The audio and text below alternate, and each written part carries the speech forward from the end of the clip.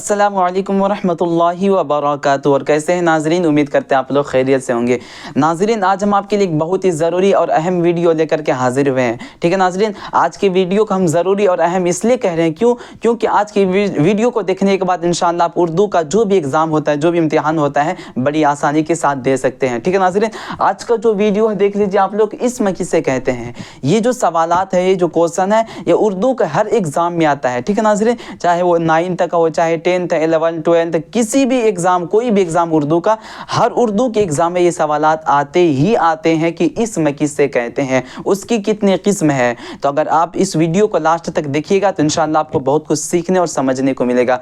नाजरीन, वीडियो छोटा सा है लेकिन आप लोग इस वीडियो को देखिएगा तो आपको बहुत कुछ सीखने को मिल जाएगा। ठीक है नाजरीन, तो आइए बिला ताखिर हम लोग सबक की तरफ बढ़ते हैं और हम लोग इस्म को जान लेते हैं। और नाजरीन याद रखिएगा, इस्म को हिंदी में संज्ञा और इंग्लिश में नाउन कहा जाता है। यानी जिस चीज़ को इंग्लिश में नाउन, जिस चीज़ को हिंदी में संज्ञा कहते हैं, उसी चीज़ को उर्दू में इस्म कहते हैं। ठीक है नाज़रीन, जैसे इंग्लिश में कहते हैं noun is the naming word, यानी किसी भी चीज़ के नाम को, किसी भी चीज़ के नाम को नाउन कहा जाता है। इसी तरह उर्दू में है, किसी भी चीज़ के नाम को इस्म कहा जाता है। जैसे हम तारीफ़ देख लेते हैं, फिर आपको आसानी से समझ में आ जाएगा। देख लीजिए, इस्म किसे कहते हैं। इस्म किसी भी शख्स, जगह या चीज़ के नाम को इस्म कहते हैं। किसी भी शख्स, जगह या चीज़ के नाम को इस्म कहते हैं। जैसे जैद हो गया, उमर हो गया, अली हो गया, ये इंसान का नाम था। अब जगह का नाम ले सकते हैं, सिवाल, गोपालगंज, लखनऊ, मुंबई, दिल्ली, पंजाब, ये जगह का नाम हो गया। या फिर और भी किसी चीज़ का नाम, जैसे आपका भी नाम हो सकता है, मेरा भी नाम हो सकता है। यानी किसी भी चीज़ या फिर किसी भी जगह या चीज़ के नाम को क्या कहा जाएगा, इस्म कहा जाएगा। ये इस्म की तारीफ हो गई। ठीक है नाज़रीन,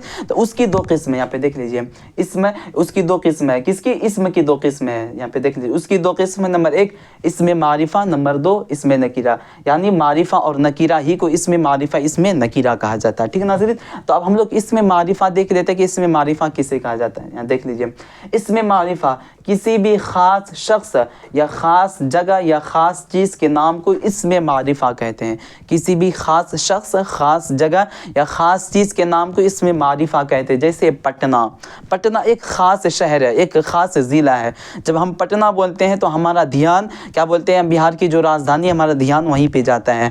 यानी जब किसी ख़ास चीज़ का नाम लिया जाए या ख़ास व्यक्ति का नाम लिया जाए तो वो इसमें मारिफा हो जाता है। जैसे प्रॉपर नाउन होता है, प्रॉपर नाउन किसी ख़ास नाम को कहते हैं। इसी तरह किसी ख़ास जगह या चीज़ के नाम को इसमें मारिफा कहते हैं। आप दूसरा हो देख लेते हैं, ये जो नकीरा था, इसमें नकीरा को देख लेते हैं। यहाँ पे देख लीजिए, इसमें नकीरा किसी भी आम शख्स, आम जगह या आम चीज़ के नाम को इसमें मारिफा कहते हैं। यानी इसमें मारिफा का उल्टा इसमें नकीरा है।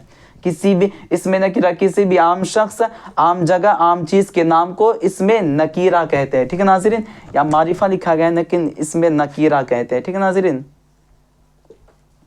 इसमें नकीरा कहते हैं। जैसे दरिया हो गया, समुंदर हो गया। जब हम दरिया बोलेंगे तो दरिया में सारे दरिया आ जाते हैं। जब हम समुंदर बोलते हैं तो समुंदर में सारे समुंदर आ जाते हैं। लेकिन जब हम समुंदर का नाम बोल करके ख़ास कर देंगे तो क्या हो जाएगा, मारिफा। जैसे क्या बोलते हैं, गंगा नदी हो गई, जमुना नदी हो गई। जब हम किसी नदी का नाम ले लेते हैं वो ख़ास नदी हो जाती है तो वो मारिफा हो जाता है। लेकिन जब ऐसे ही हम आम तौर पर बोलते हैं कि नदी, दरिया, समुंदर, तो क्या हो जाता है, नकीरा हो जाता है। यानी जो चीज़ आम हो, जिससे कोई एक चीज़ समझ में ना आ जाए, वो क्या हो जाएगा, नकीरा हो जाएगा। जिससे कोई ख़ास चीज़ समझ में आ जाए वो क्या हो जाएगा, मारिफा हो जाएगा। तो ये मारिफा और नकीरा की तारीफ हो गई है। आप दूसरा देख लेते हैं, इसमें ज़मीर देख लेते हैं।